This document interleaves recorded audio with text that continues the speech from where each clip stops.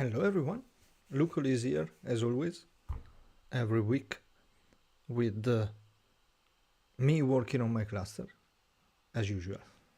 And now we are actually getting closer to have a cluster. Last week the stream was mainly theoretical, but also it, how to say, it was a positive stream because it was completely stable. There were no moments in which there was any kind of issue. I also noticed that the downloaded stream was smaller than usual. I did it for that specific reason, to see how big it was. Whereas the locally recorded version is pretty much the same size as the Twitch recording were. So I guess that's good enough for the time being. In the future, maybe I will have better resources, a better computer to stream, or a better computer to work, or both. Currently I do everything in a single computer, so I am limited a little bit. Apart from that, as I was saying, last stream was mainly theoretical, and it was meant to make sure that I understood the modularity concepts for OpenTofu that I expect are fairly similar in Terraform, but I will implement them in using OpenTofu. And that is what I plan to do during this stream. Actually, let me move.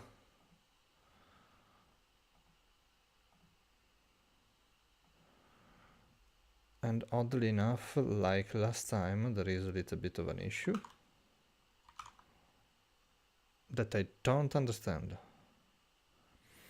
I thought last time, and there is still an issue. So, you don't see it, I expect. Yeah, you don't see it. I am scrolling up and down. That is the issue that was there last time. And let me think, if I recall correctly,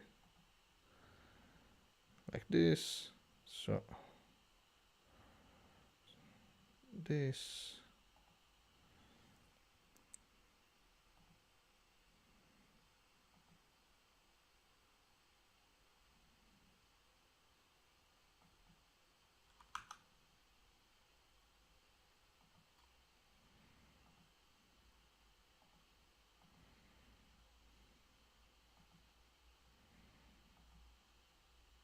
Okay, strange. Okay, even stranger, but it's okay. Share. Now maybe it's fixed. Let's see. Yeah, same as last time. Which is weird, so mostly everything is working correctly. This is not. So there is something on OBS that I need to look into. Once again, let me write a note.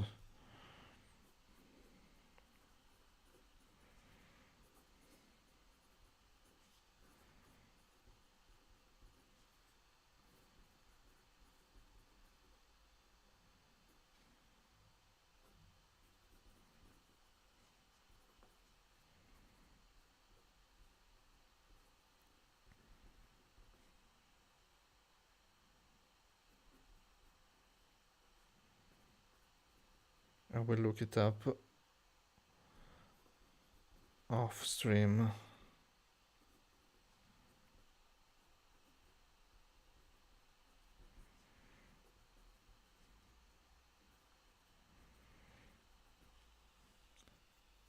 And I need to actually fix this because currently I have only 2 scenes on OBS configured.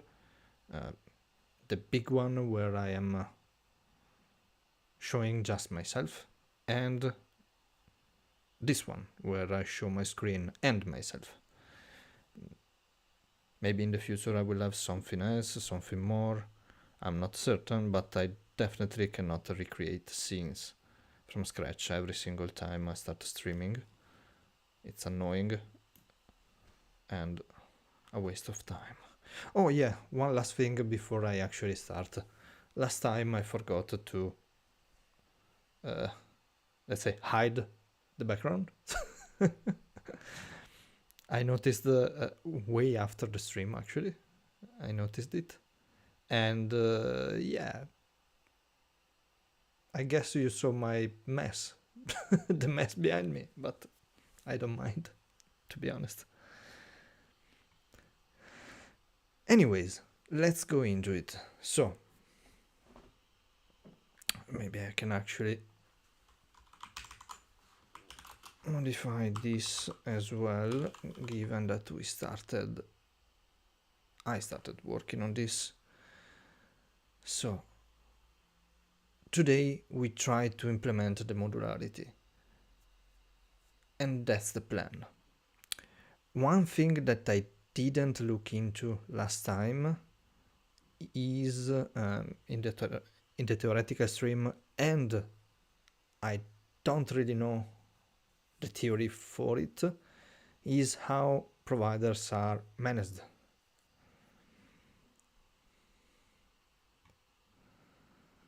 And I need to look into that. There is a page dedicated to it, and that's it. By the way, I need to work on the timestamps for the previous videos, I guess, for the previous streams, definitely for the last one, but the last one is what to say, there will not be many timestamps. I can think of 3 or 4 maybe.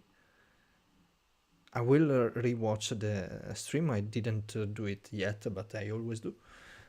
And definitely I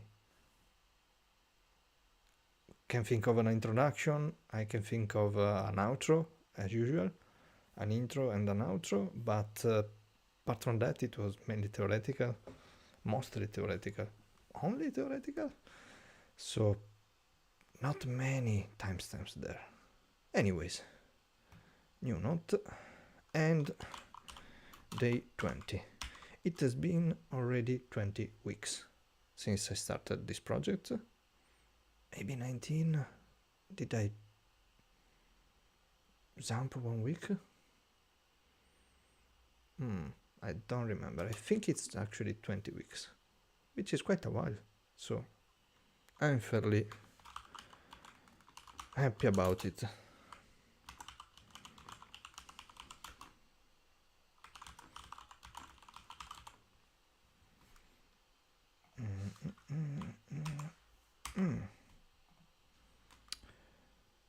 Perfect. So let's look right away into providers, because definitely I need to have a provider. Yeah, this is the provider, by the way, that once again it was updated, and once again I updated it. I hope nothing major changed, so there were no breaking changes with this upgrade. Yes, but we will see, I guess. Anyways, provider. There is this page dedicated to it that I opened last time, but I did not read last time, so we are going to go through this fairly quickly, I would say, and when we understand that, we can start to actually build the modularity implementation. Providers within modules. Yeah, I did want to do that. I did think about having a provider inside module, not the root module, but let's see.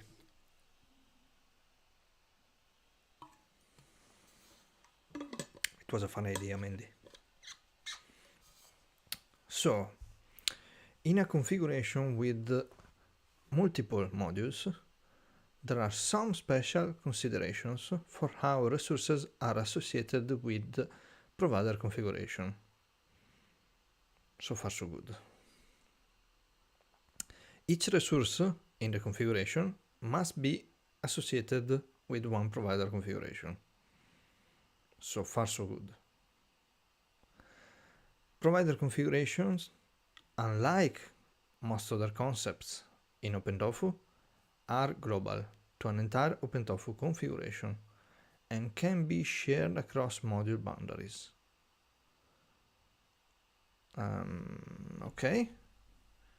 Sounds like no, maybe only one provider can be used for one configuration. Maybe, not sure. Not necessarily. One being global doesn't mean that is unique. Provider configuration can be defined only in a root module.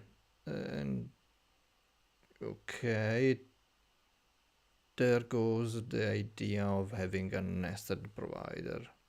I guess we can call it like that, provider inside a module that is not the root module, basically. That's what I meant with a nested provider. So let me take a note about this, as it is fairly important.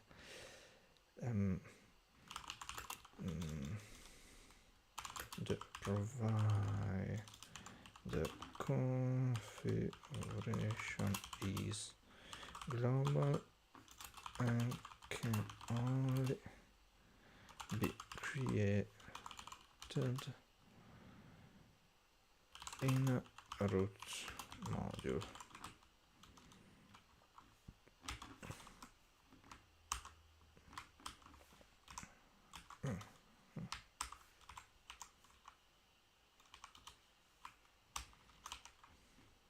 There we go.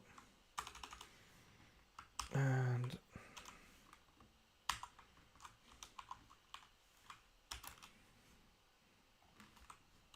this is the source. We will see later. So here we are. Providers can be passed down to descendant modules. Okay, descendant modules seems to be the way to call them, the nested modules.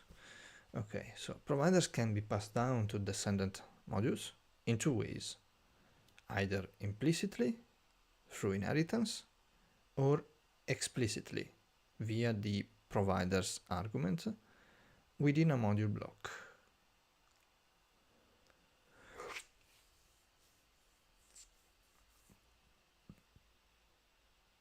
Okay. Sounds like that more than one provider can be created, and that is the case for the explicit usage of the provider's argument. Otherwise, I cannot think of a reason why the inheritance is not enough. The implicit way to pass on the provider configuration. But let's see.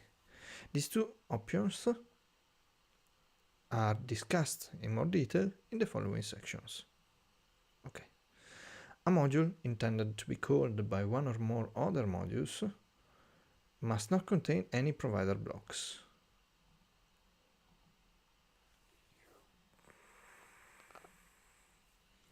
A module containing its own provider configuration is not compatible with the for each, count, and depends on meta argument.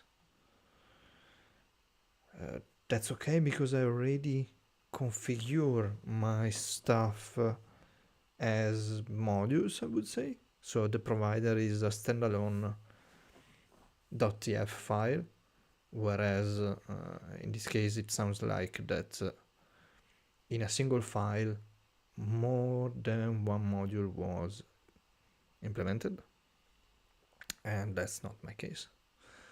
Providers configurations are used for all operations on associated resources, including destroying remote objects and refreshing state. Okay.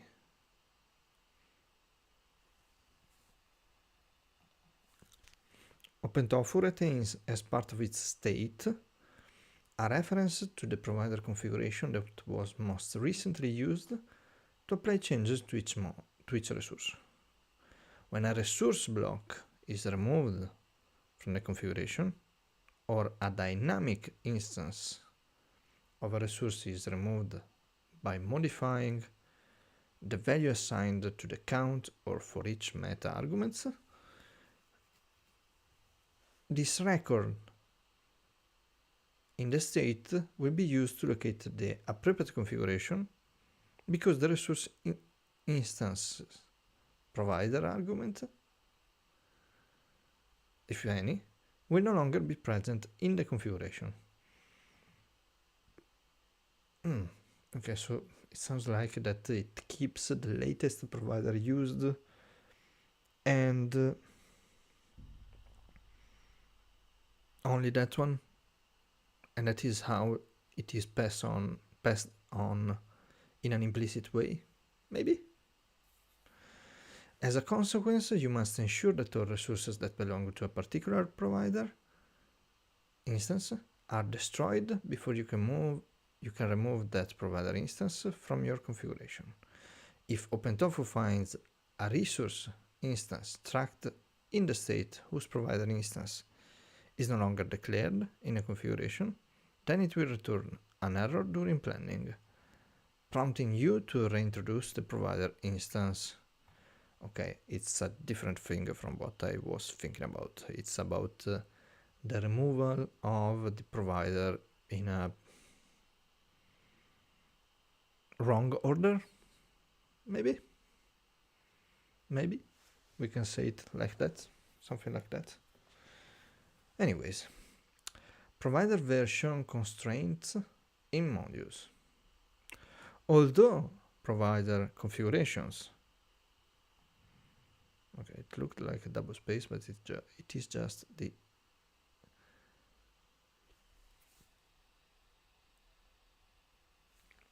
sorry, I'm sleepy. The configurations word is in italics. Anyway, although provider configurations are shared between modules, each module must declare its own provider requirements. Okay.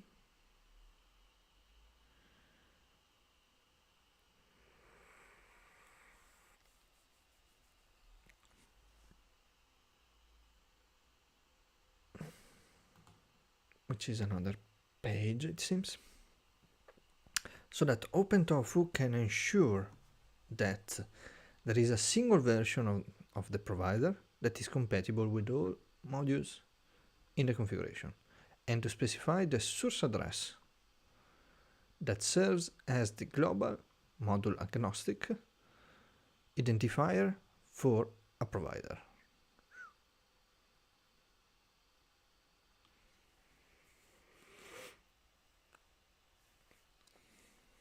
To declare that a module requires particular versions of a specific provider, use a required providers block inside a Terraform block. Terraform? Okay.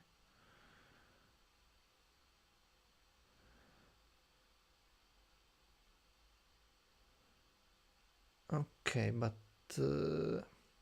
a provider requirement says, for example, this module requires version v 2.7.0 of the provider HashiCorp AWS.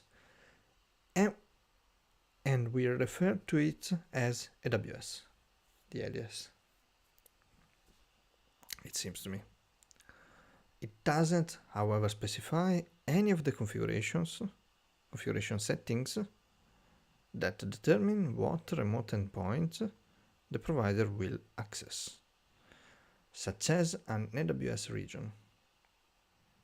Configuration settings come from provider configurations, and a particular overall OpenTofu configuration can potentially have several different configurations for the same provider. That's something I don't want to do. I want to use the latest provider available, and I want to have my modules able to use them all as I update, so use just the latest.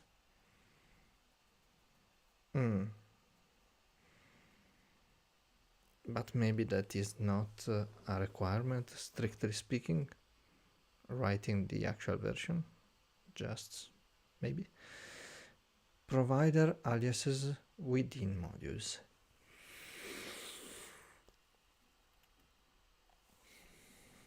Okay. To configure multiple configuration names for a provider within a module, add the configuration aliases arguments. Okay, so the one above wasn't really an alias. The above requirements are identical to the previous, with the addition of the alias provider configuration name aws.alternate, which can be referenced by resources using the provider argument. If you are writing a shared module, constrain only the minimum required provider version using a less than or greater than, less than, equal constraint, or greater than.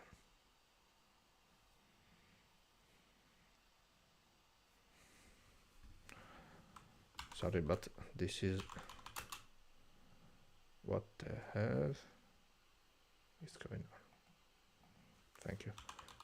Less than, yeah, less than is this one. Greater than is this one. So maybe in the stream it's the opposite. Am I mirrored? Am I just... Anyways, that was a greater than. Greater than or equal. Greater or equal to constraint. This should specify the minimum version containing the features your module relies on, and thus allow a user of your module to potentially select a newer provider version if other features are needed by other parts of their overall configuration. If it's not currently possible to pass a provider configuration with multiple instances that was declared using for each as a whole to a child module, it is not currently possible to pass a provider configuration with multiple instances that was declared using for each as a whole to a child module, although it is valid for the parent module to assign a single dynamic instance of a provider configuration to each instance of the module. Not clear at all. Not clear at all, but I don't plan to use any for each, so... Or maybe for Fedora CoreOS. Since I needed to create, I was thinking 5 virtual machines that only have a different snippet, basically. And the 5 snippets basically only have currently the difference of the IP address I can think of. But we will see, I guess. So let's go into these, and then we need to check these. Oh, fairly long. Anyways, for convenience, in simple configurations, a child module automatically inherits default provider configuration from its parent. That is great. This means that explicit provider blocks appear only in the root module. Oh, okay. And downstream modules can simply declare resources for that provider and have them automatically associated with the root provider configuration. Okay, thank you for having an example, because I wasn't too clear on it. For example, the root module may contain only a provider block and a module block to instantiate a child module. Provider and module. The child module can then use any resource from this provider with no further provider configuration required. Resource whatever, example, bucket, provider, inherited, example. We recommend using this approach when a single configuration for each provider is sufficient for an entire configuration. Only provider configuration are inherited by child modules, not provider source or version requirements. Okay.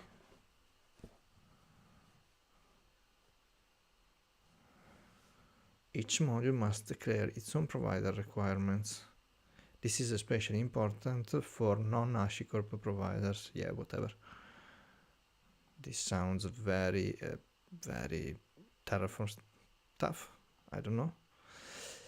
In more complex situations, there may be multiple provider configuration there it is, or a child module may need to use different provider settings than its parent. For such situation, you must pass provider explicitly. I wasn't far off. So multiple provider configuration require expliciting the provider to use. Different settings, I didn't expect it, but I guess it can be fairly serious stuff.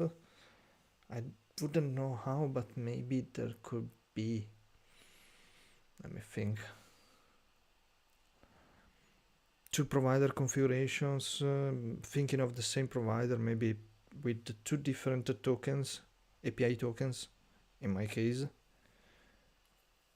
used for Proxmox, one provider configuration dedicated to, I don't know, gathering information but never creating anything really, and the other only creating.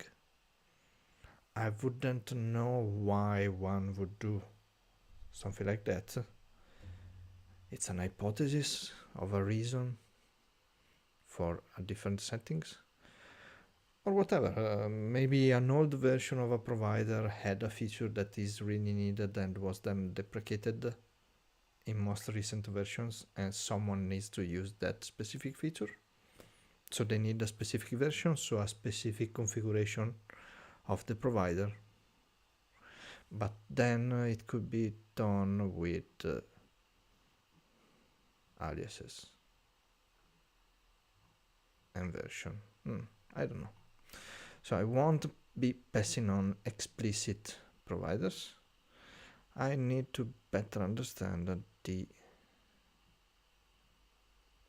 way to implement this.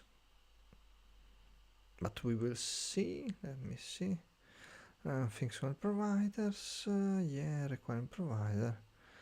Source version, whatever. The required providers block must be nested inside the top level Terraform block, which can also contain other settings. Let me actually quickly go in here, and this is it basically. We have a required providers Proxmox and provider Proxmox.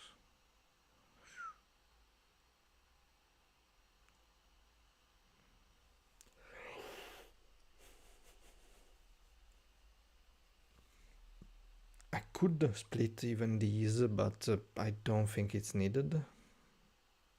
Oh, by the way, I need to copy that folder.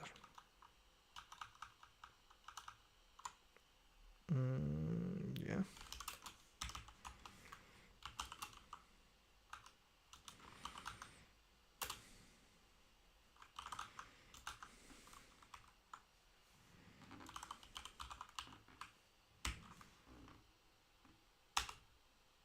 Oh, yeah. Definitely needed. And now we go to modular, SMLA, and in here I think I can get rid of these 4 stuff.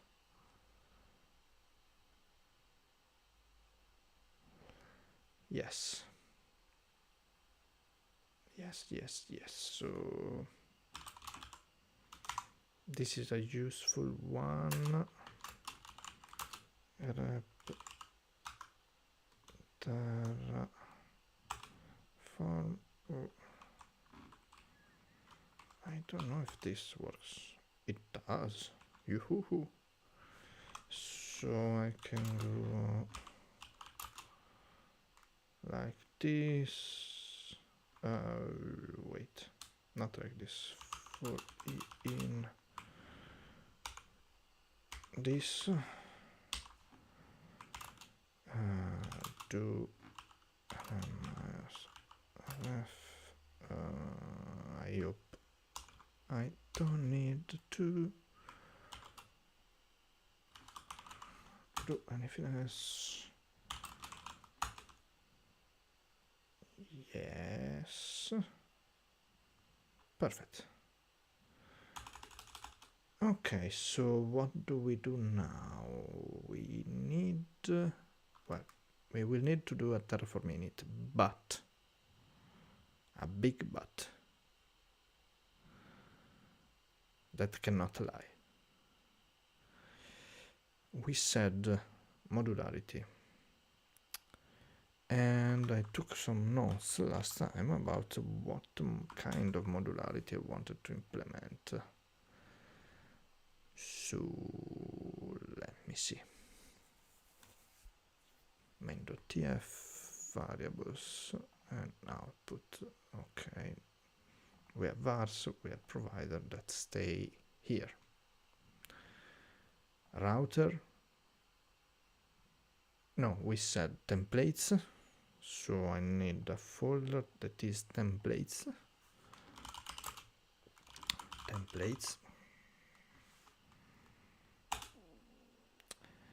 I need a folder that is Fedora CoreOS, and I will go FCOS because it's quicker, and that's pretty much it. Let's go for a router one as well.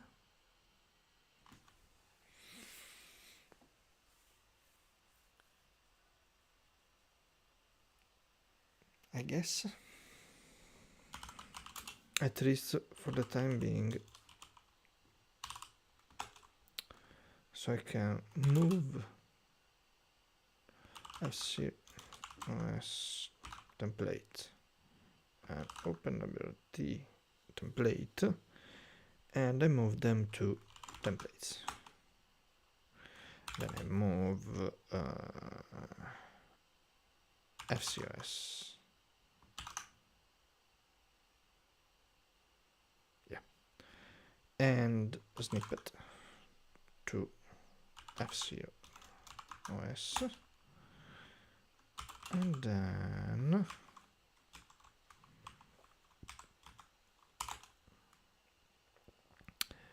I move router into router just so that it doesn't annoy me, I guess, for the time being.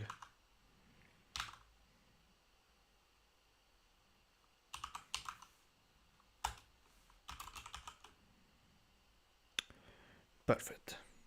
But those are not configured configured as modules. They are just resource configurations thrown as they are in different folders, which, to be fair, is already a, how to say, a reordered version of what I had previously.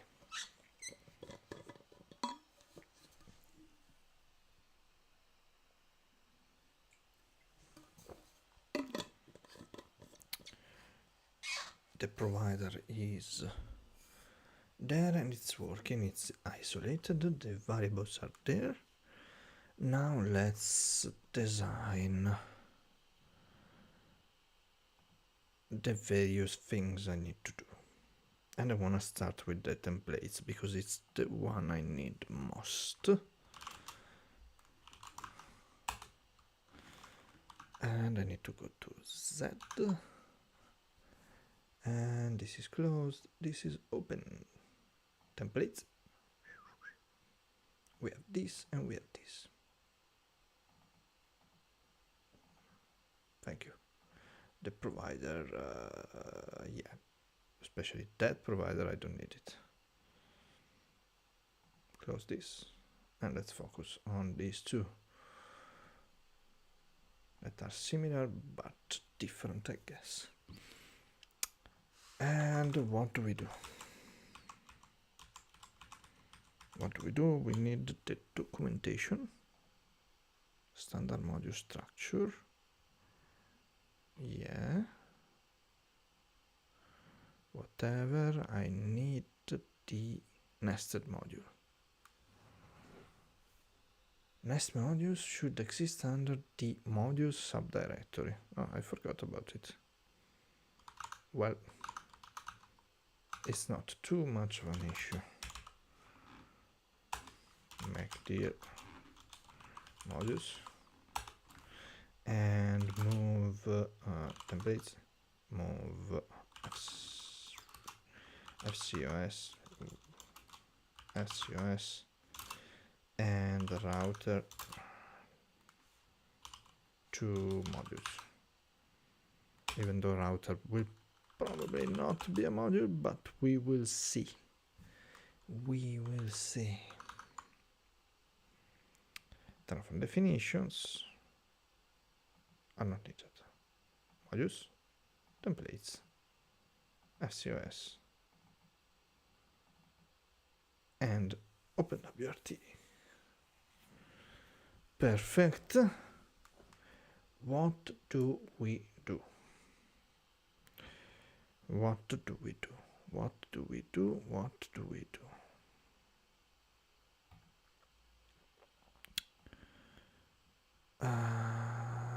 What do we do? This is not needed as far as I understood. This is instead useful. This I don't remember. Module sources. Oh, okay. Creating modules is probably the one I need. Input variable, output variable. When to write a module. Refactoring. Okay.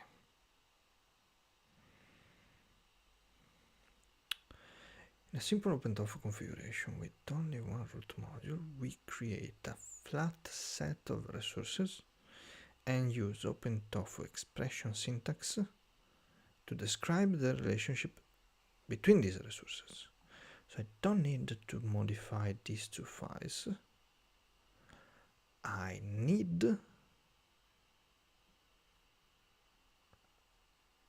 to add modules that take those resources and use them, as far as I understood.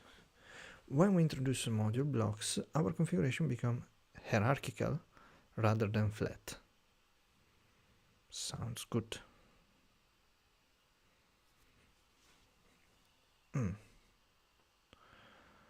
Dependency inversion is not something I think I need, at least not right now. Conditional creation of objects. This will not be needed for the time being. Assumptions and guarantees.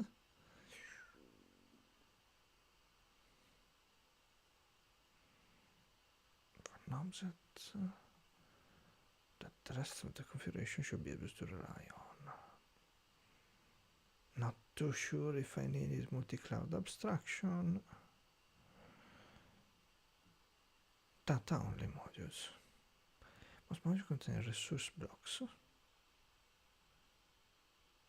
and thus describe infrastructure to be created and managed. It may sometimes be useful to write modules that do not describe any new infrastructure at all, but merely retrieve information about existing infrastructure that was created elsewhere using data sources. Nope, not what I care about.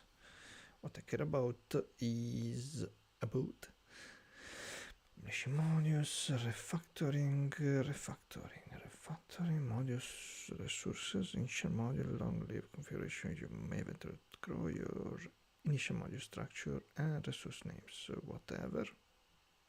Not my case, standard module structure. Yeah, that's okay. That is totally okay. Sure examples, but I need an example, an actual example.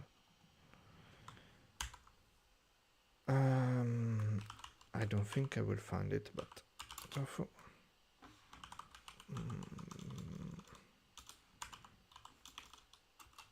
Nested modules examples.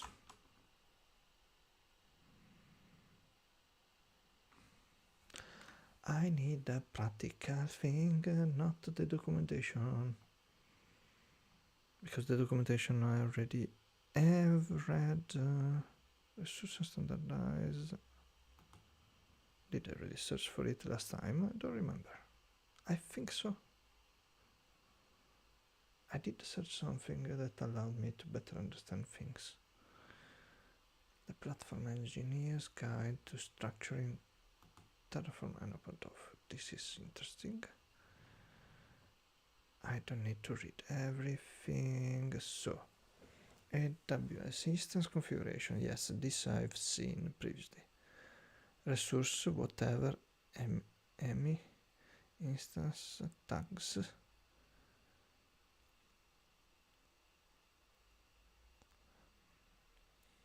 Depends on whatever. S3 bucket configuration, that is this. Bucket, whatever. These are all resources. Where are the modules? Module, yes, prior, source. This, app region, and MEI. Okay, yes, so what I said that the module does not make me change the resources. The module takes the resource and implements things with the resource, which is interesting. So what I need to do is not create these, but and I don't know if the resources need to go in here either, but let me check where they put the resources. Payroll app, resource app.tf, okay, dynamic table.tf, s3 bucket, yeah, is inside, and then eventually make dir root whatever payroll app module configuration in main.tf.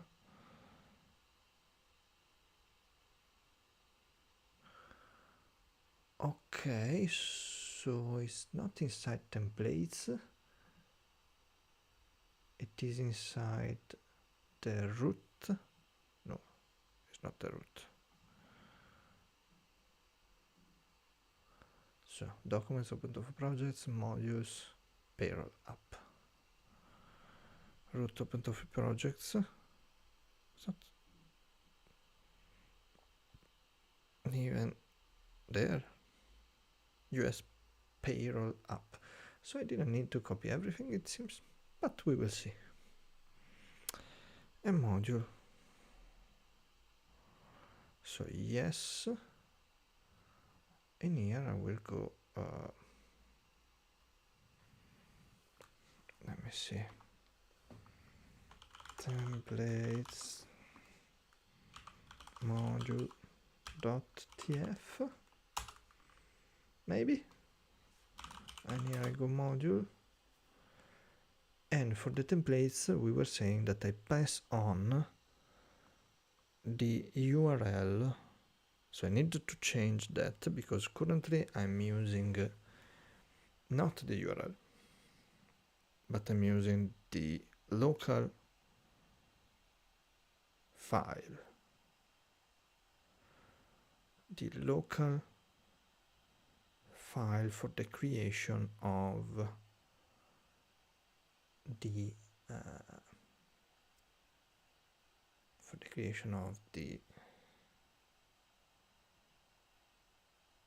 templates and the virtual machines.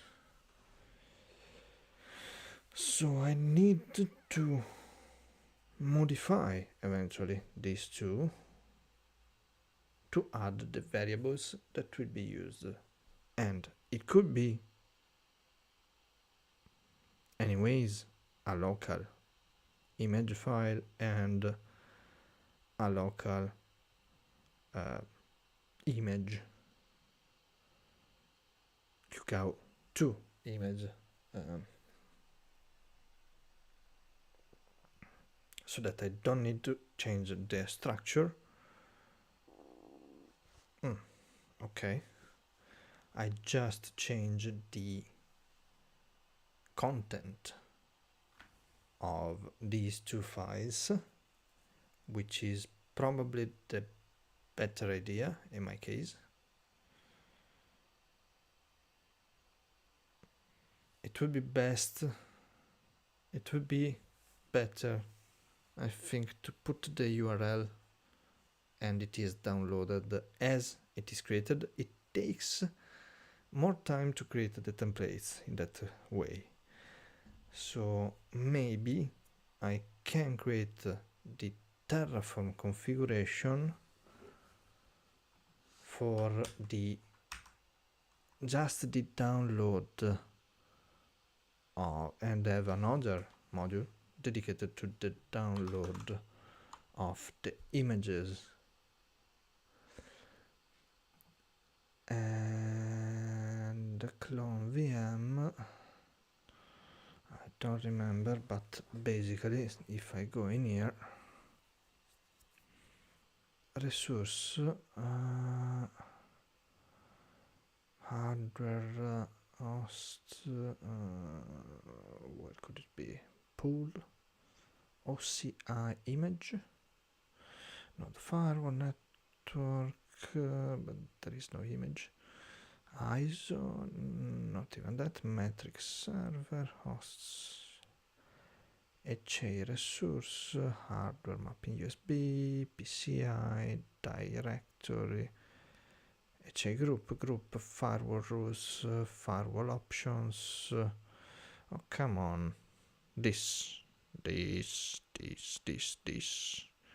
the resource. Proxmox virtual environment download. So it's here, download file. So I can create something like this that will download, and it is also a module. So I download with this and I do it maybe nightly. I don't know. Yeah, but the thing is that the URL is something that I need to change anyways. Currently manually. I will try to find out an automated way. So I need to write some notes.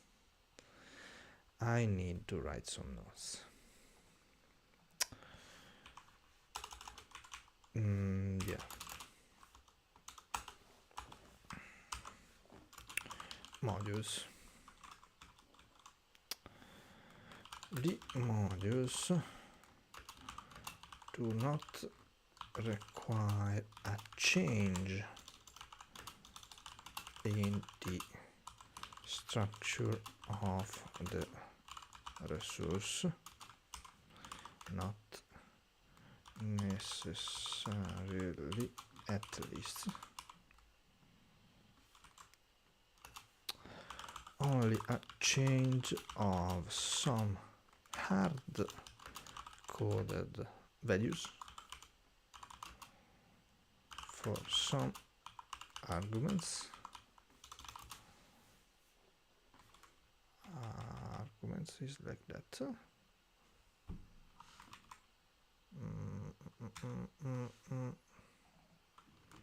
Let me search. I did search for something for a spell check, and I didn't find a good thing.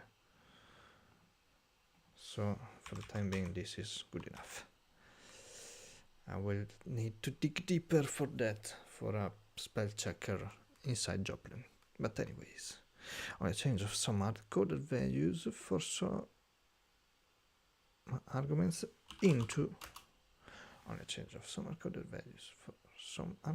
into variables.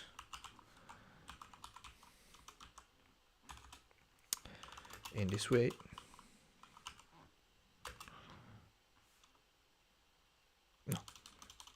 nothing. The module itself is created at the root level? Not necessarily. I can create it inside the templates, the module folder.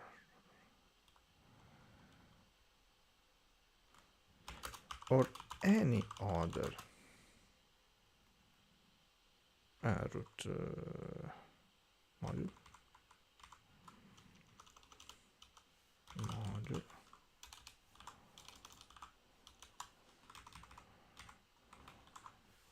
In the root module, or any other nested module. It references the resources. How? Not in an absolute way, but in a relative way. Absolute paths are not allowed. Let me write it like that. It may not be exactly correct that they are not allowed, but they're not advised, and I better write not allowed for myself. Whew. And what else? That's the idea. Implementation ideas. I will change.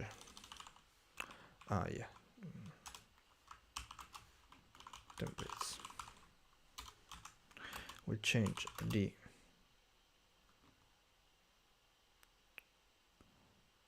imported file into a variable.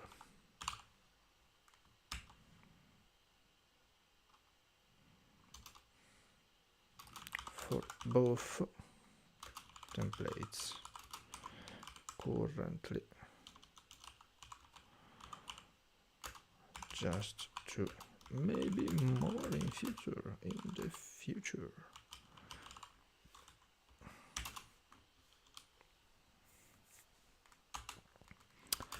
will also create new resources for the download of the images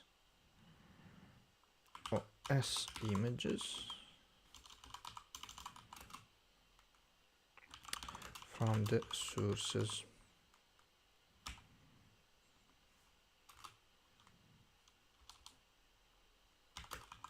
And place them in the correct location.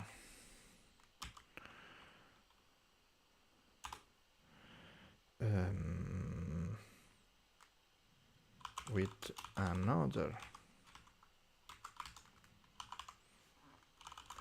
module, I can then download the images easily, place them in the correct folder directory, and then create the templates easily with the correct module.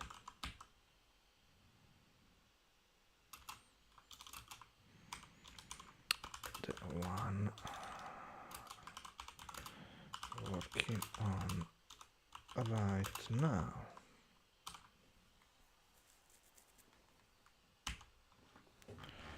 So this is the idea.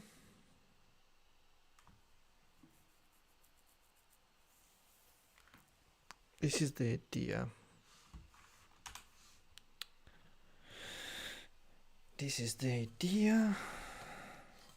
Adding complexity, but in theory making my life easier in the long run.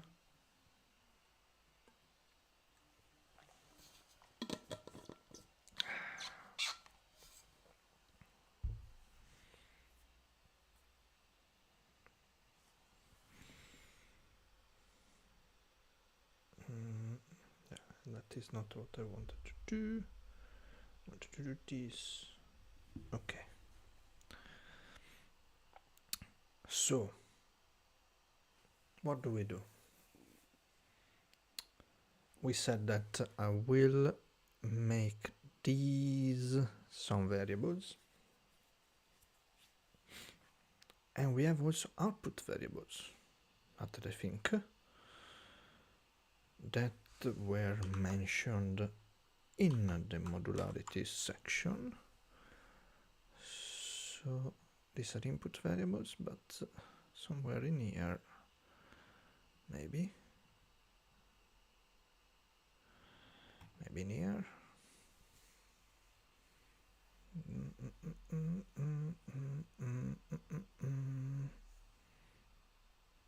No.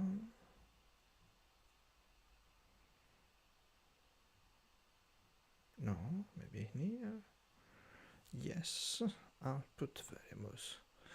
So I can use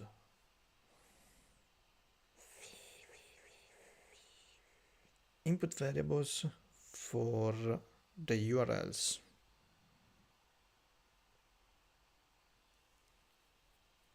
For the file download resource, which will then give me as output value, not output variable, sorry, which will then give me as output value the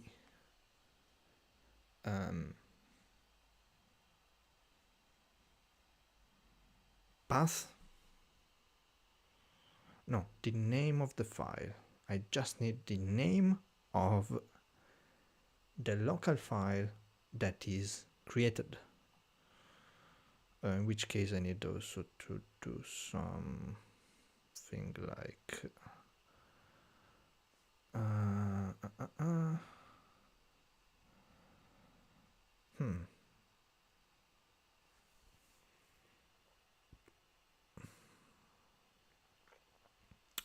do we have a way to unzip them? GZ. I don't know. Example usage. Check some decompression algorithm. Yeah, it's possible. Okay, perfect. That way, what happens is that I download, and in the case of the Fedora CoreOS, also unzip, or if I recall correctly, the image, and as output value I get the name of the file. That output value needs to somehow be used as input, as value for the input variable,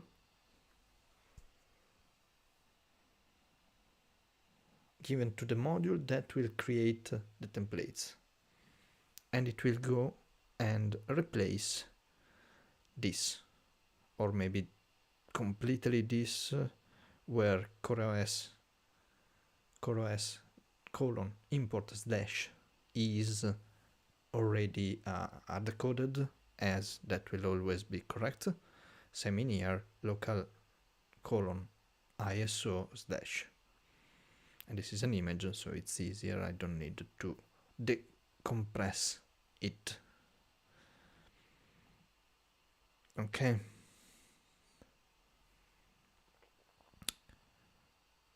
If I do that, in theory, when I want to, I will download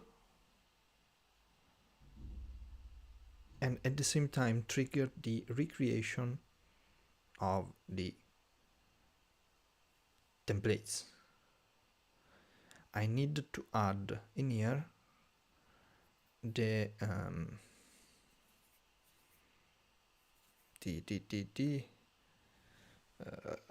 argument that will basically tell OpenTofu to always destroy and recreate this template if I am to run. If I create this resource, it will always destroy the current one and recreate it. That's the idea. So the templates are always clean, even though I don't use them often, but I always want them to be clean and ready for a new deployment of everything. If I can automate that completely, and maybe, I don't know, with a cron tab, even with a cron job, trigger the first module. So what I need to understand is this.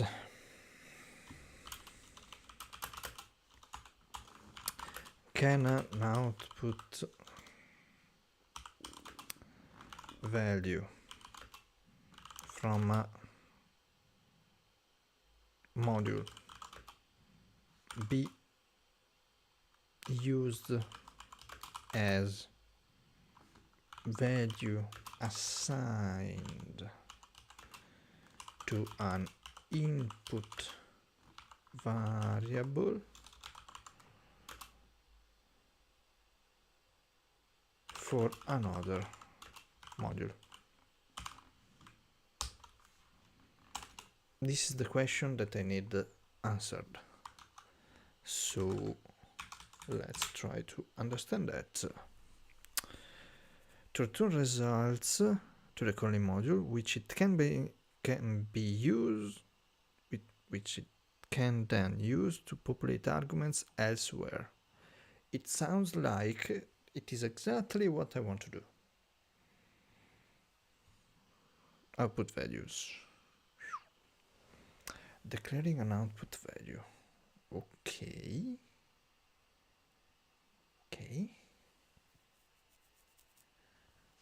I actually need to declare it. And input variables is better that I check these as well, because I think I need to declare these as well.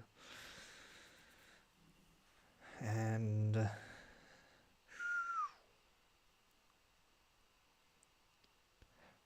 will create another variables files, because the vers.tf includes the token for the API token to authenticate to the Proxmox VM, to the Proxmox host, sorry. So we were saying that based on that, first of all, the module, I created it somewhere here, but I can put it here instead.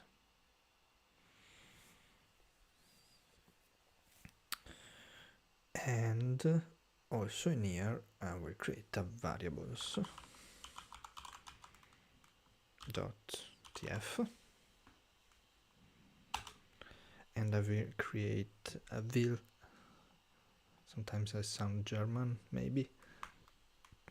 I will create also the, what was it, resources, the images download, images download dot c, wow, nope, .tf. And I will also create a module for that. Do I need it? I don't think so. I can maybe trigger everything from the templates module at this point.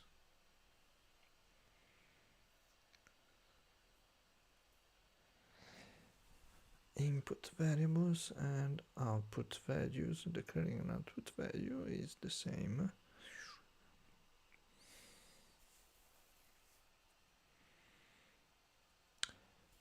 Okay, each output value exported by a module must be declared using an output block. Okay. The label immediately after the output keyword is the name, which must be a valid identifier. Sounds good. In a root module, this name is displayed to the user. In a child module, it can be used to access the output's value. The value argument takes an expression whose result is to be returned to the user. In this example, the expression refers to the private IP attribute exposed by an AWS instance resource defined elsewhere in this module, not shown. Any valid expression is allowed as an output value. Can I do what I want? Let me go back in here.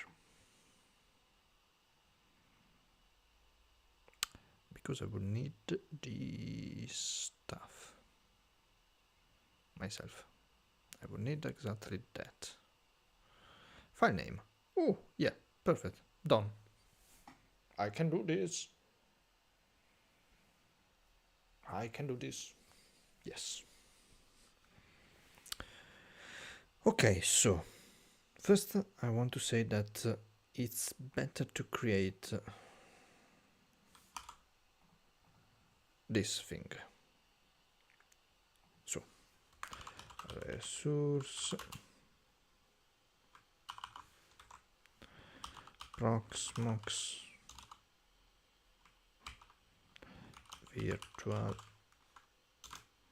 virtualo environment download file, and then we go for since it's a name, it's a label, it's something that I will be using again, and I don't want it to be long, especially because it will also have variables there. So fcos temp fcos temp qcow 2. Oh yeah, I need this to do this, and then we go like this. Now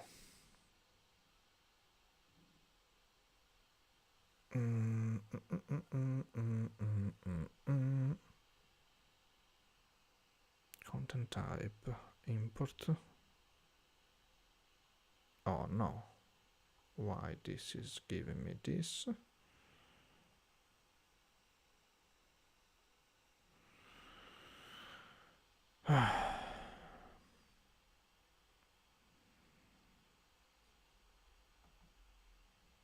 It shouldn't.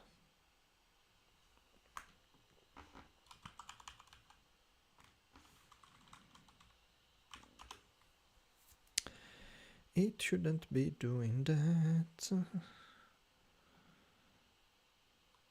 Why is it doing that?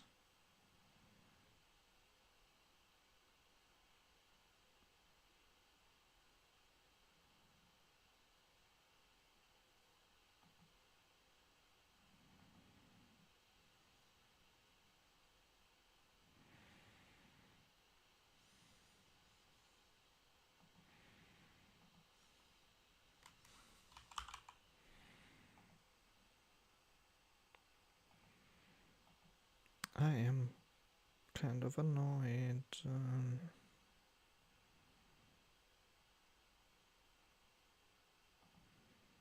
Only kind of.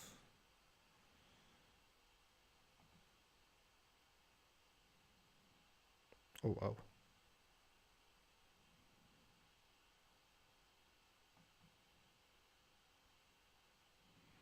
I don't get that, but it's okay.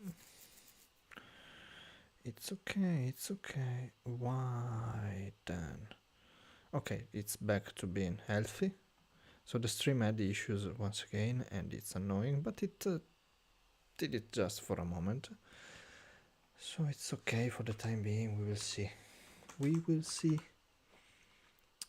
Anyways, ISO local, import local. And these reflect to these things. CoreOS import. So in my case, content type is ISO. Nope, is import. And data storage is CoreOS. Ideal. Let me see. Content type equal import. Data store id equal CoreOS. Perfect. File name.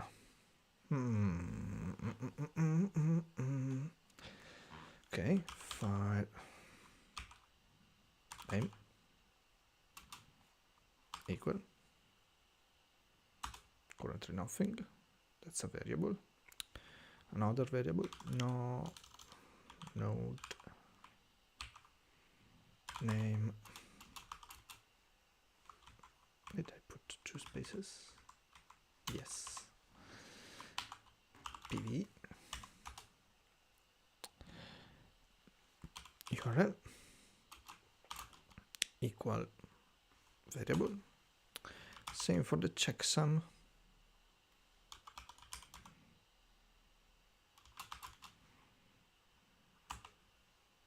And the checksum algorithm instead isn't. Algorithm. Like that. Equal, need to check I didn't really do that last time. Fedora Core OS download.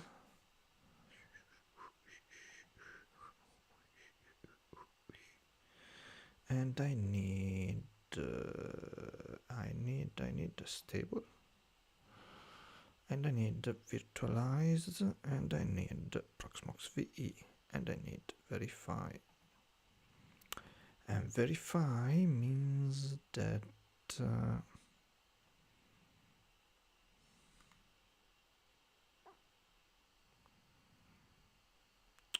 if you want to test for unintentional file correction, you can skip the OpenPGP verification. The SHA-256 checksum for this download should be. That is the check, I think. The algorithm to calculate the checksum on the file, the expected checksum on the file. Yeah, I don't need the PGP stuff. It seems to me. Overwrite boolean. By default true. If true, the file will be replaced when either 1. The file size in the data storage changed outside of Terraform, or 2. The file size reported by the URL differs from the downloaded file.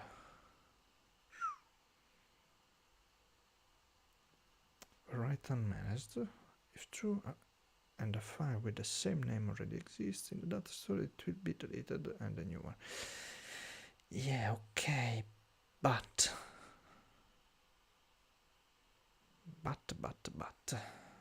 big but, that is lying in this case. But anyway, SHA-256 is the one for this. SHA-256. Yeah. Like this. So variable, variable, variable. 3 freaking variables. Each. And the source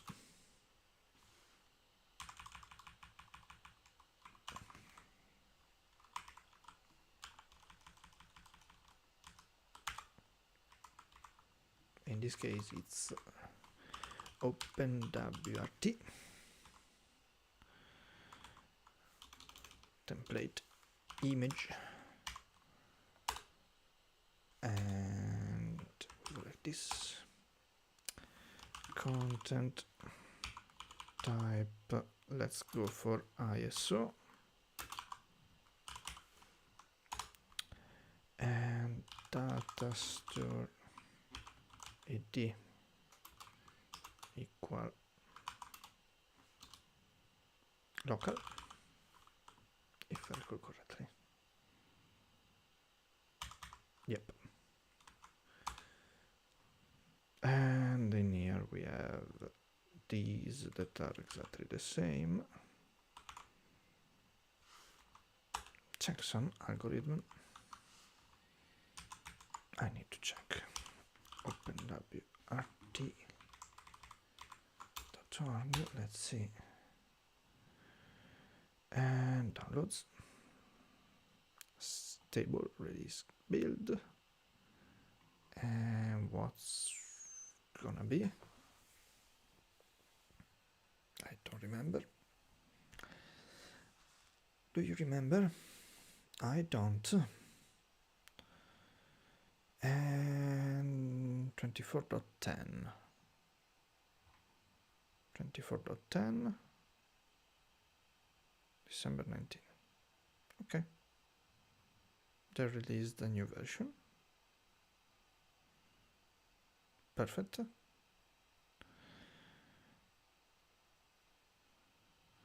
March 3, 25.12. Oh, yeah. 25.12. And packages, maybe? Generic ext4 combined.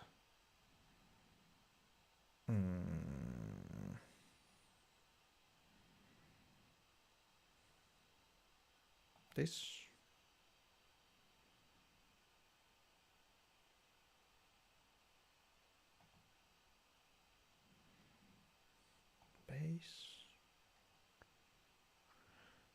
don't think it's this. I think it's targets.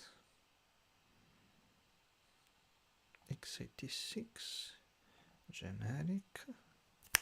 There it is.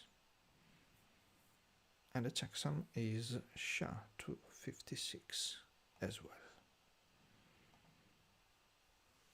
So we can copy these two.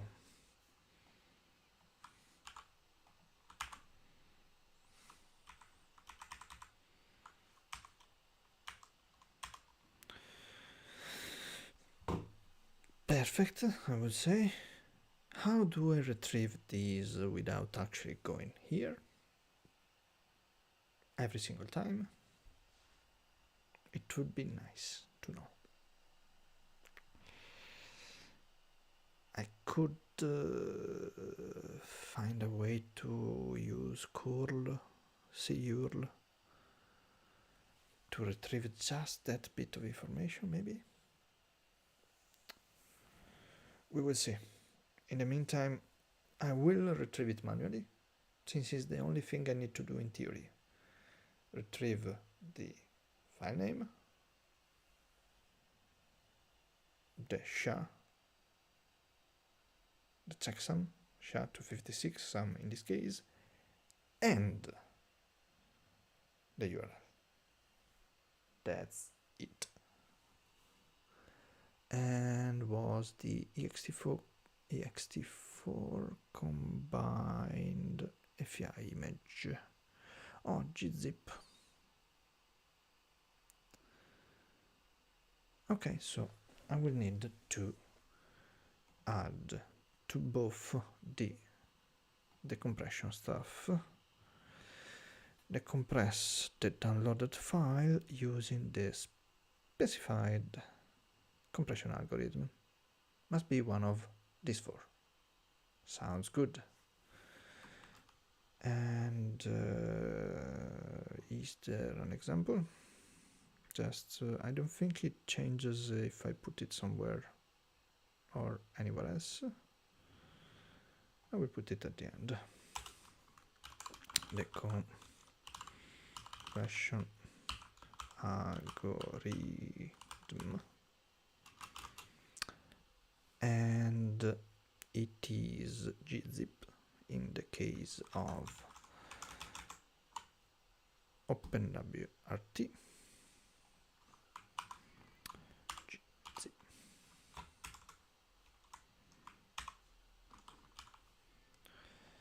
In the case of this one, it is XZ. Tell me that you support it. Tell me. What is it? No. Oh.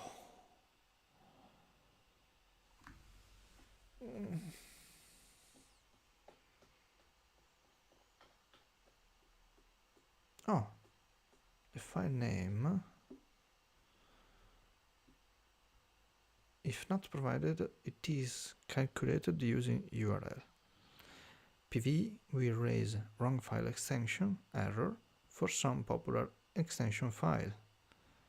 .row or QCOW2 on PV versions prior to whatever.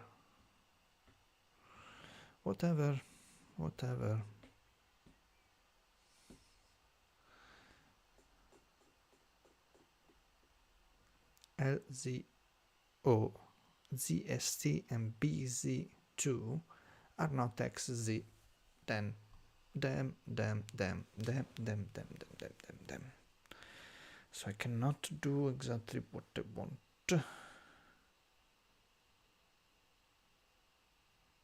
It would seem.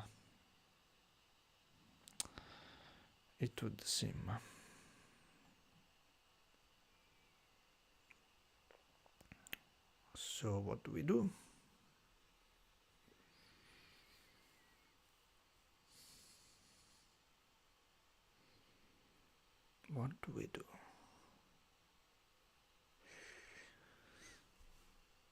Are we sure?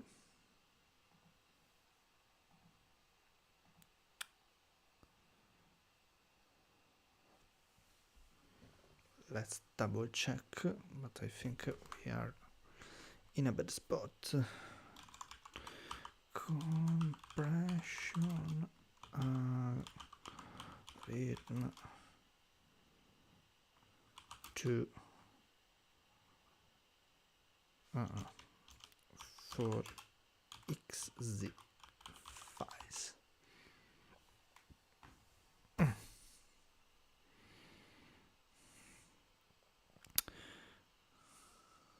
LZM2. Wait a minute. Wait a minute. LZO? BZ2.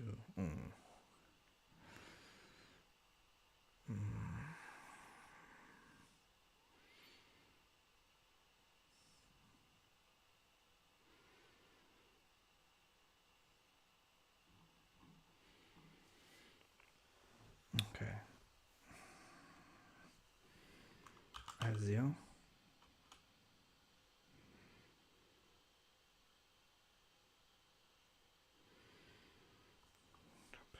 Speed. Whatever. LZO. XZ. Nothing. BZ2. I don't think it will support it, but you never know. XZ. Nope. And the other one was ZST. Maybe GZ will.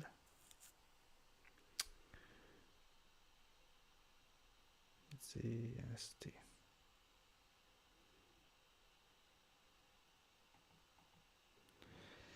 XZ. Wait a minute. Compare with XZ. Switching that to XZ. No, from XZ. Compared to XZ. Not using Z standard instead of XZ for package compression.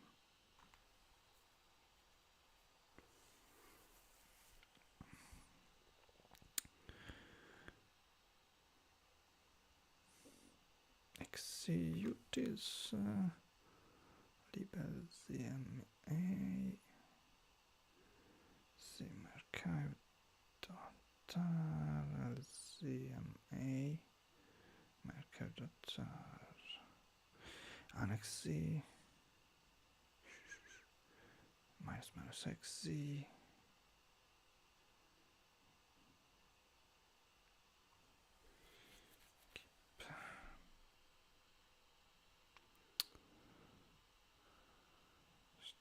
structure, index structure, variable and development adoption vector incident, that's recent. Giatan.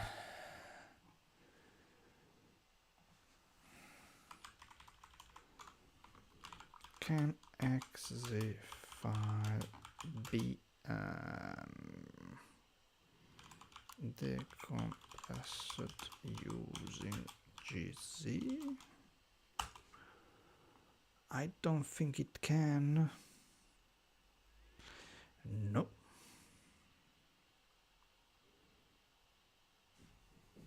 Okay. LZO.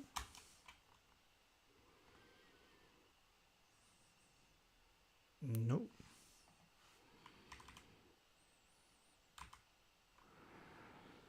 ZST. And I expect no. Yes.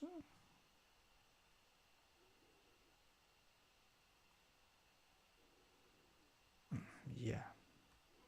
I don't decide that.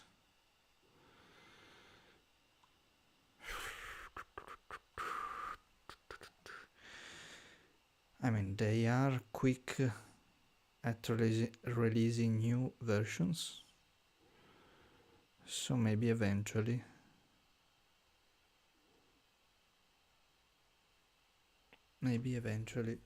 XZ will be supported, but let me check. Is there Is there?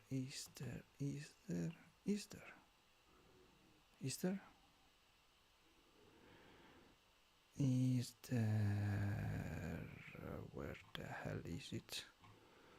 License repository.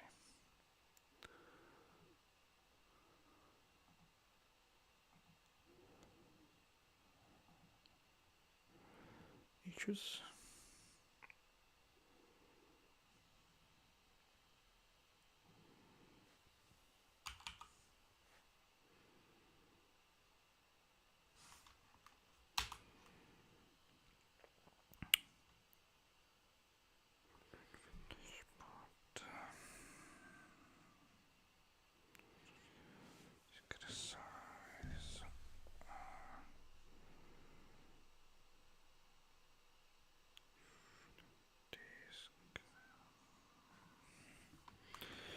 Decompression.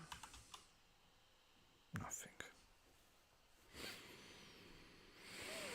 Pull requests. Interesting. Security. What's security policy? It's okay. It's okay. Anyways, this is bad. Where are we? Here. In here? Yeah.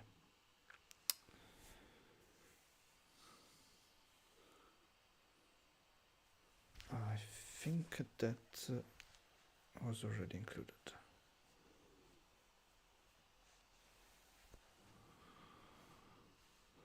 But in case if it doesn't work, I will check.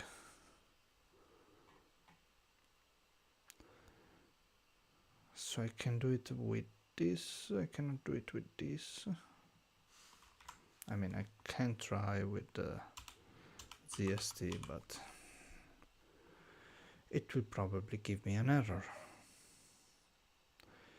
And that's okay. File name, and there is written that file name is not provided. If it is not provided, it is calculated, which I guess could be a solution as well. But I don't know if the output accepts that. I don't know if the output accepts that, but it says it is calculated, so it is created. So I don't need a variable for this. I can tell it to take that, so I am left with two variables.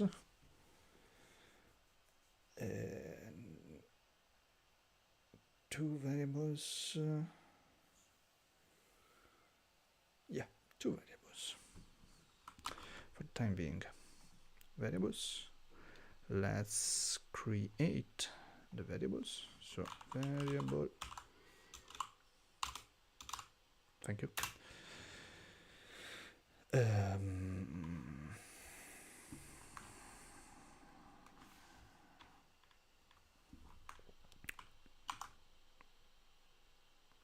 FCS URL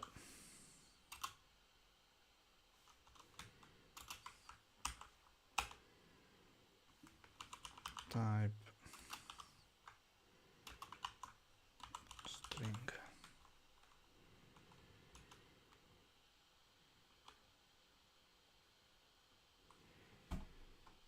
What's this?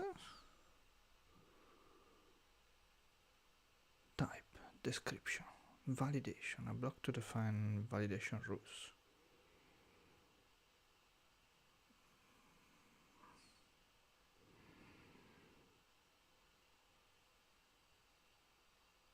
I don't need a validation. Sensitive. Interesting, this, okay.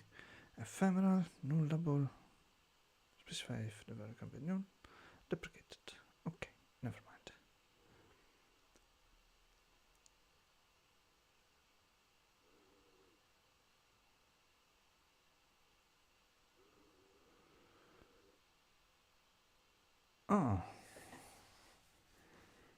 Oh, the type constructor.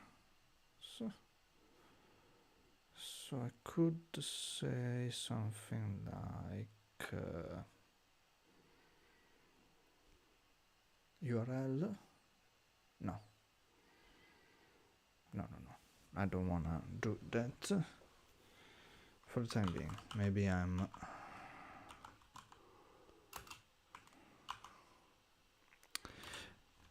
SCOS checksum.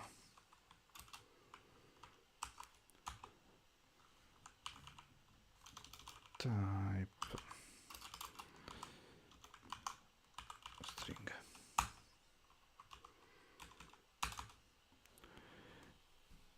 Here we are, but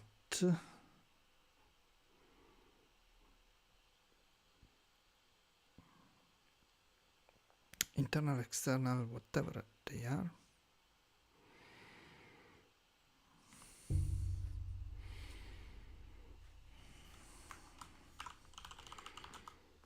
Not there.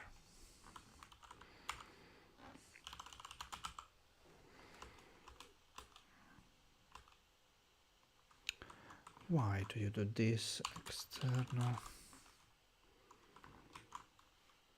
protocol. Thank you.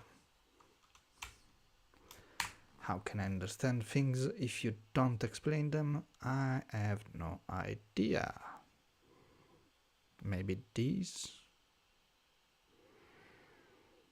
are the one.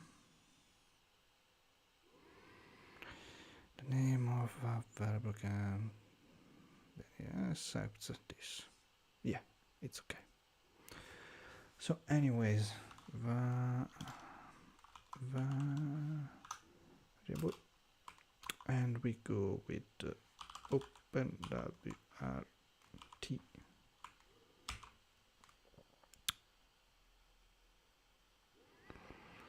URL.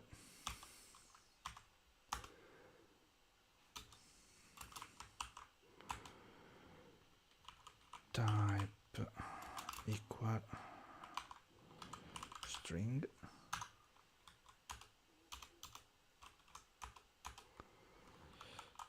Variable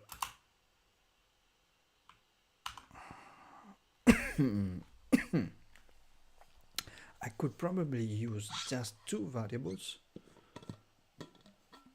maybe, but the configurations are not exactly the same in here. Indeed, so I think I need to do it like I'm doing it.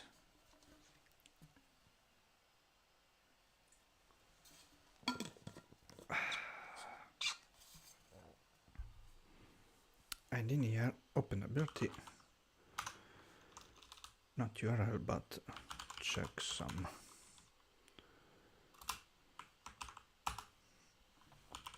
Type string. I don't know if I create here also the output, but somewhere I need to write them as well.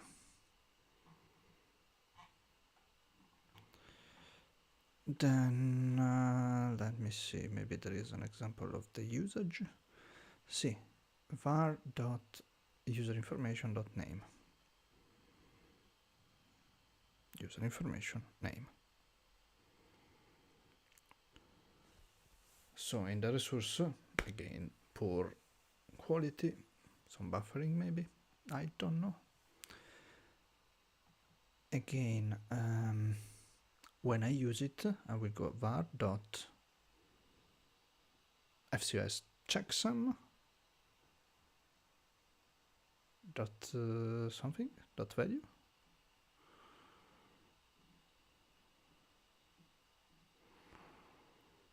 Type constraint. Any put variable documentation.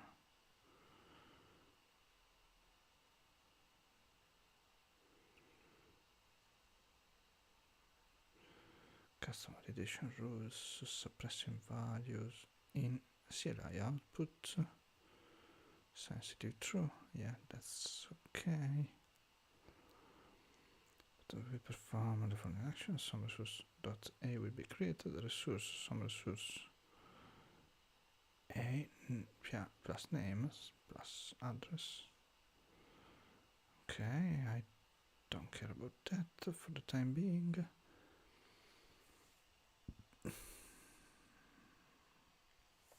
Ephemerality.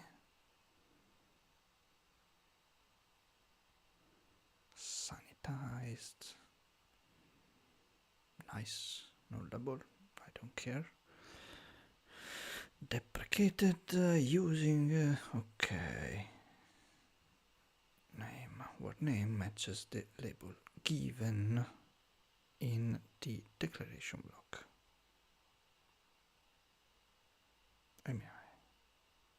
var.imaged. So I will use just var.this for the time being. It seems correct. So I will go like this, and I will go var.this,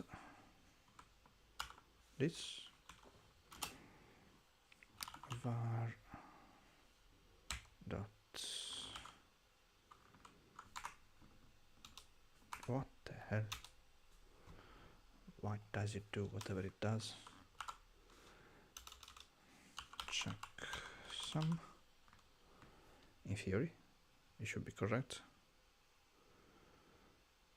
and same here. We go var dot this and var dot check sum. So in theory this is correct. In theory. How do I pass the values is a secondary step. Give it a minute. It's the module.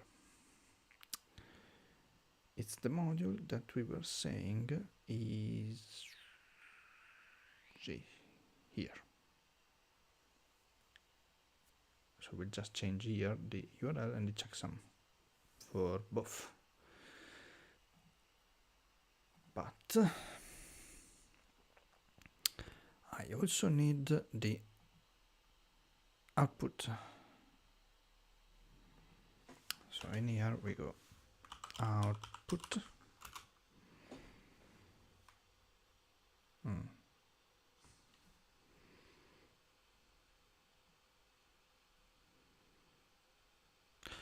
Okay, output values make information about your infrastructure available on the command line and can expose information for other OpenTofu configurations to use. Output values are similar to return values in programming languages. Output values have several uses. Child module can use outputs to expose a subset of its resources, attributes, to a parent module. Our module can use outputs to print certain values in the CLI output after running tofu apply. That's nice. When using remote state, root module outputs can be accessed by other configuration via a Terraform remote state data source. Not my case. Resource instances managed by OpenTofu. Each export attributes whose values can be used elsewhere in configuration. Output values are a way to expose some of OpenTofu each export attributes whose value? Okay, so I don't need the output. It seems I can just call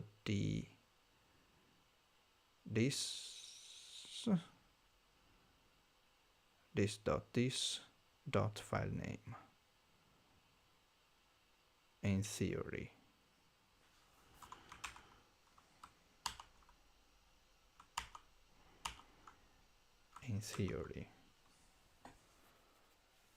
it would seem so. It would seem so. Is this the one? Nope. This is the one. Yep. But I need a different one. Clone VM in here. Template. Whatever. Yeah. Output value. Okay. That's okay. That is download file. Ubuntu cloud image, and there it is. User data. Cloud config. User data. Yeah. User data file. There. File ID. Proxmox. Download file. Dot Ubuntu cloud dot it.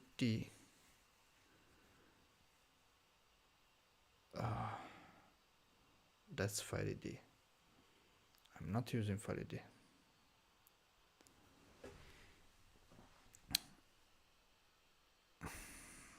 I'm not using file ID. Come on.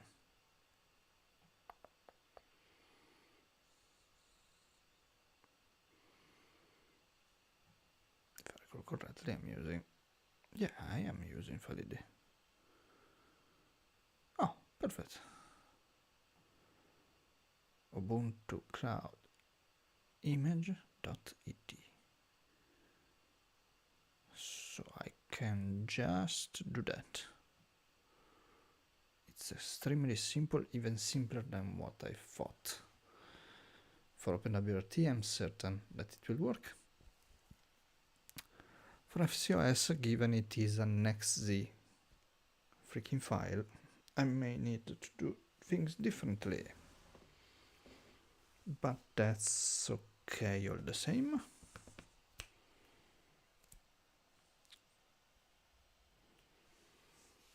That's okay all the same. So the variables are there. These are there.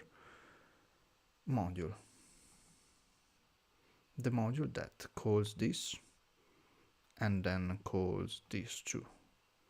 So in here, let's replace the string with what should be there instead, which is proxmox. Okay, but download file dot open WRT template. Is this? Nope. What did I call it? OpenWRT temp image. OpenWRT temp img dot ed. And this should work. And in here, pretty much the same kind of thing, which I know will not work. I'm pretty sure. I can actually copy this because it's quicker, as it is almost the same as here. I will just change FCOS, and it's not an image, it's a qcouch dot ed, if I recall correctly. FCOS temp qcouch. FCOS temp qcouch. So these are modified for whatever it's needed.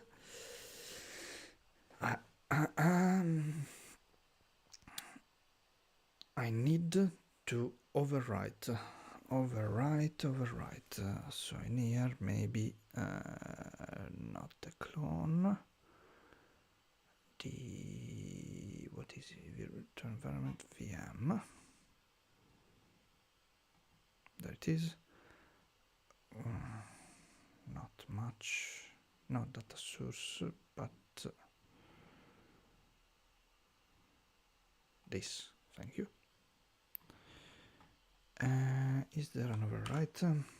Over. Oh. Recreate.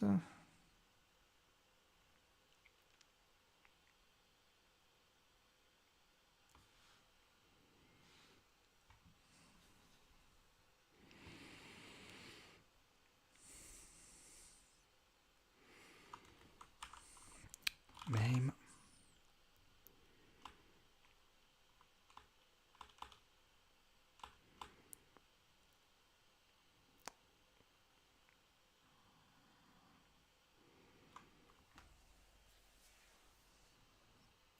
This is the template creation, not the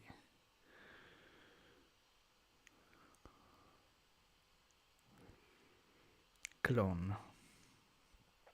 CPU. Description disk. FI disk, TPM state, host, PCI, plug, USB, initialization, keyboard, KVM, machine memory, NUMA, name, option, there is a machine name, must be a valid DNS name. Okay.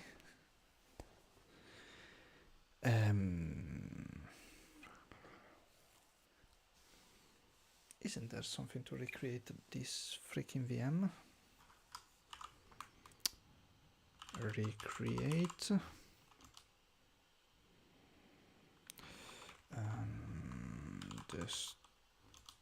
Destroy. Stop on destroy. If agent is not this. Purge and destroy. We have to purge the VM from backup configuration on destroy. Delete and reference disk on destroy. Okay. Chiamo guest agent. Nope, not destroy. Damn. Template. Delete. Timeout. Reboot. Shutdown. VGA. VirtIOFS. VMID. Optional. Okay. This is something that I may add, actually. Hook script file ID. The identifier for a file containing a hook script needs to be executable, e.g. by using the attribute. Watchdog. Nope. Let's try to go a little bit back. Stop and destroy with a stop rather than shut down. Template, tags, ignore changes.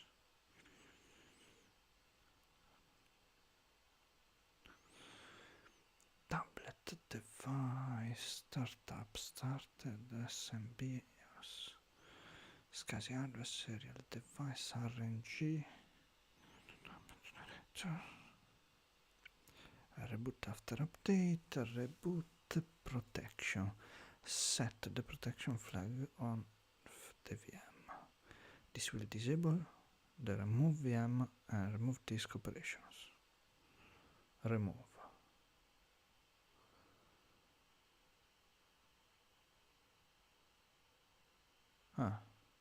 Remove. Okay. Ready. For a pool to assign the virtual machine to operating system on boot. Node name. Network device name. Migrate NUMA. Not not sure what the NUMA configuration is. And today there is another guy that gets a ban. I think I'm getting to just 6, so not many. Memory, machine, optional PC, okay. KVM arguments, arbitrary arguments best to KVM. Keyboard layout, nice but not really. Initialization. It's before that. Hot plug. Host PCI, TPM state, FEI disk. Disk description. Type. Emulate CPU type. No, type is of the CPU. Clone. CD-ROM, boot order, BIOS, audio device, and AMD SEV. Okay, agent, ACPI. Can I destroy the freaking VM migration?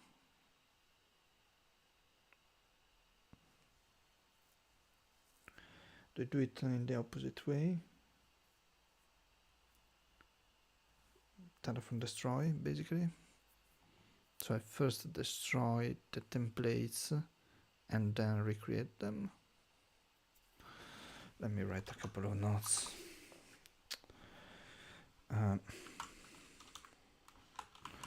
The answer is yes, but it is likely that I don't need to use output value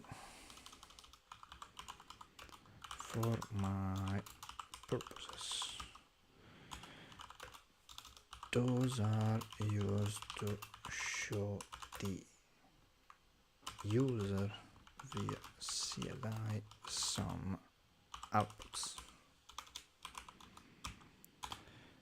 In my case, I can just reference another resource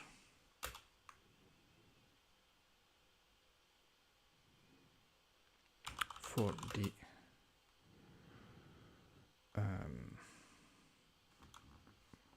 output value, not the output value, the what was it called? Outputs, the export attributes. Okay.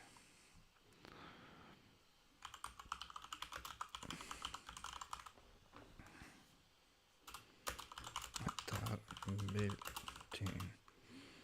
into OpenTofu. And that's one.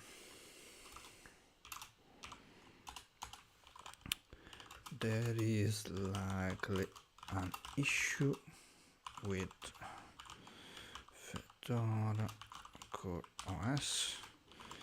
The image comes as an XZ compressed file.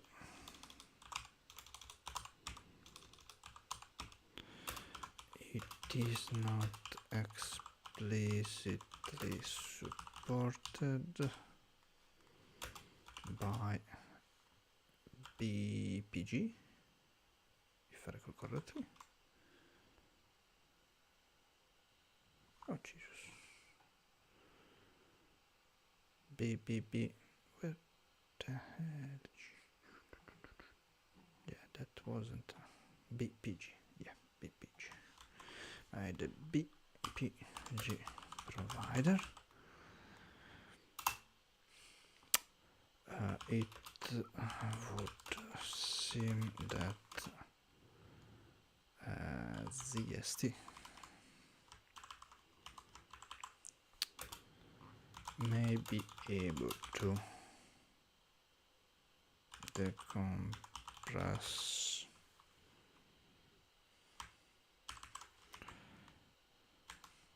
exe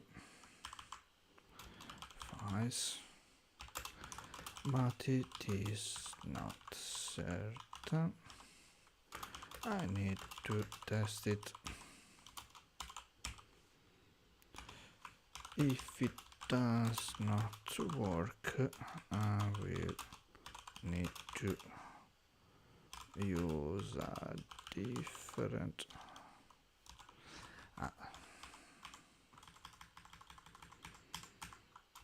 slightly different method. Basically, instead of automating the whole download and recreation, I will download for Fedora CoreOS, decompress manually maybe, or maybe with some kind of script, some bash script, some awful bash script that I can put in a cron job that checks the presence of a file that is an .xz file and the presence of any other file with the same name apart from the xz. If there isn't, automatically decompress that, so I can actually use a timeout and leave it there, because I can have the cron job run every minute. I can use some kind of timing for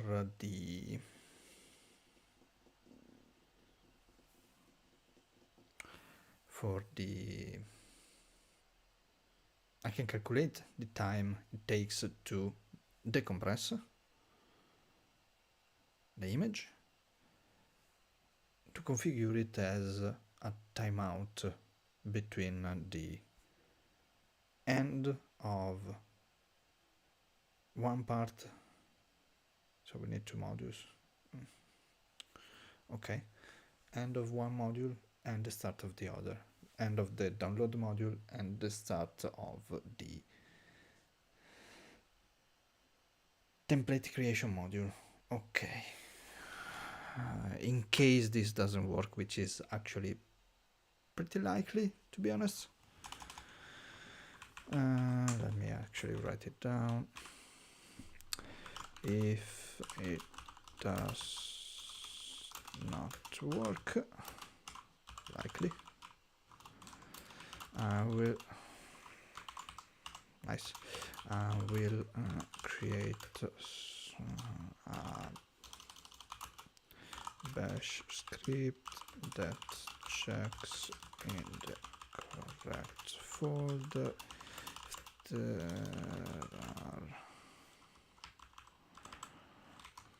are exe files without the related decompressed file, I guess,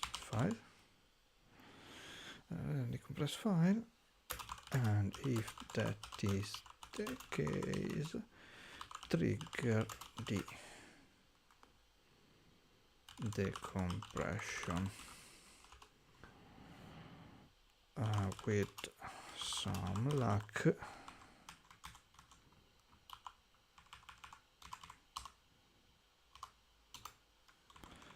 With some luck, I can evaluate an average time of decompression for those images. I have quite a few, at least 3 with the latest that I need to download of those images, and basically, no, yeah, I'm in the wrong place. You're not seeing what I'm writing. And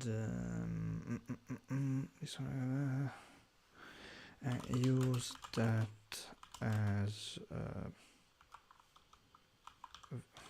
value for a timeout action at the end of the download module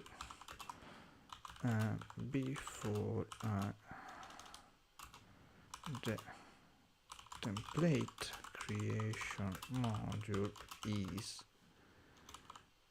triggered. If I saw correctly in here, there was some timeout.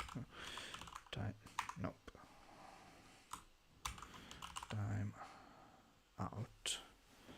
Timeout for cloning AVM. Timeout for creating AVM is seconds. This is not what I want, I feel.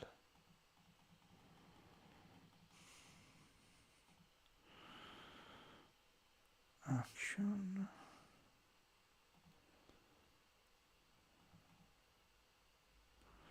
Define operation, change the operation times out. Yeah, that's not what I'm looking for.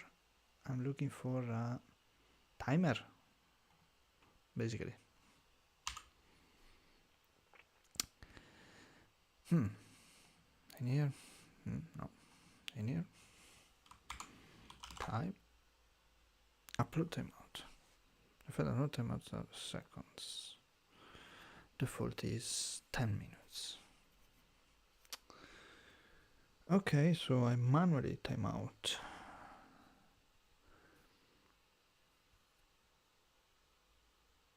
Or I create a bash script that I run. It will trigger the first module, it will wait. In that case, I can actually look for the completion instead of a timeout, and it will trigger the second module, Terraform module. I don't like it, but I still need to understand better. Maybe there is Terraform timers or something like that. Nope, OpenTofu. Timers. OpenTofu timers, cheat sheet. Common plan, whatever, induce option delay between action for difference instance of a resource. I don't know this timer. Okay, so this may be useful, but I will check it out in another moment. It is new issue, it's open. Announcement pending decision since 2023.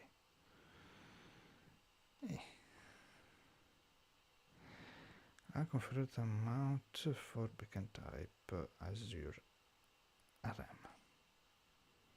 Closed. Accepted. Timeout for backend type. Nope.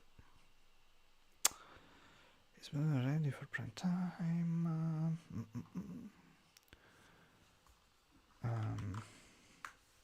Timers. Actually, let me check the CLI of Tofu. Is there something?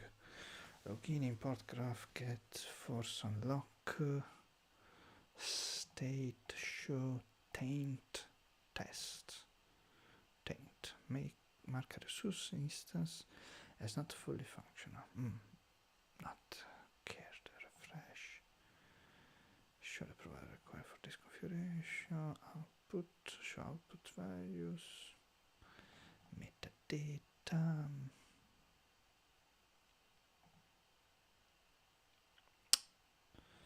FMT. Format your configuration in the standard style.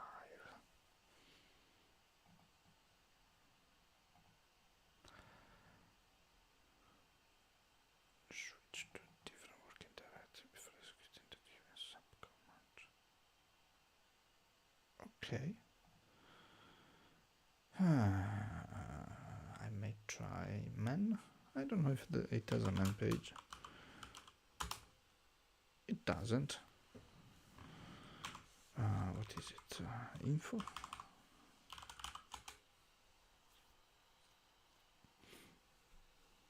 Okay.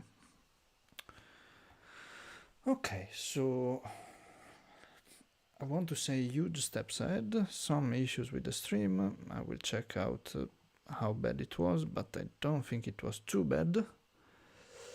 And things are moving forward quite well. The modularity seems to be better than I thought, apart from this small issue with the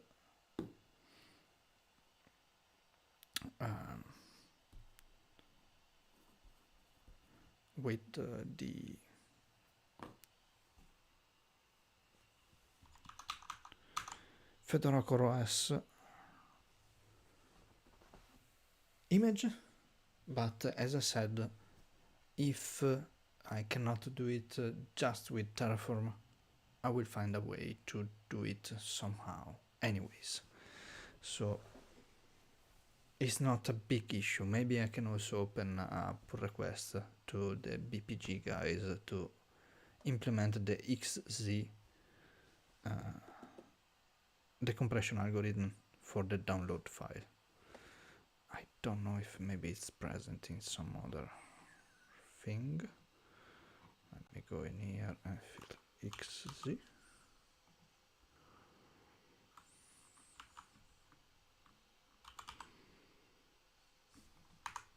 This doesn't count.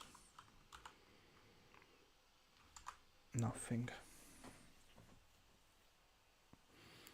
Nothing that is related to XZ.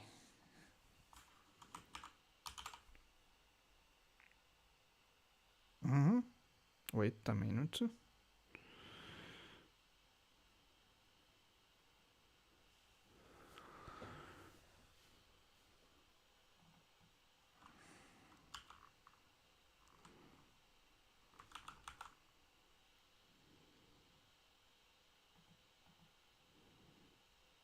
Cloud image. Oh, come on. What the hell is going on? VM from a cloud image. Maybe this. XZ. Create a VM from a compressed image. Use ZST decompression for XZ compression. Yeah! Fedora CoreOS. That's awesome. So it will work. And look at this. Look at this. They're using basically the same thing I'm doing. CoreOS image, id. This is CoreOS image. Locals. CoreOS download here. Yes. I love this. So it will work. I'm better than I thought. And apart from that, yeah. It was a great stream. Things are going well. And guys, see you next week as usual. Maybe next week I will actually update some other videos with the timestamps and such. For the long run, it's an important thing to do. And start to work on the repositories as well. I need to finally update to the latest version the Terraform one, which will then be archived publicly. I didn't do it yet on Codeberg, but I think if it's not named like that, it's okay. It will be named differently. And I need to create the OpenTofu definitions modular definitions for the BPG provider, which will actually be quite a milestone, as we are getting really close to have the infrastructure ready to be built at any moment in time. At any moment in time. That's awesome. So thank you so much, everyone. I'm pretty happy, but well, luckily out. Bye.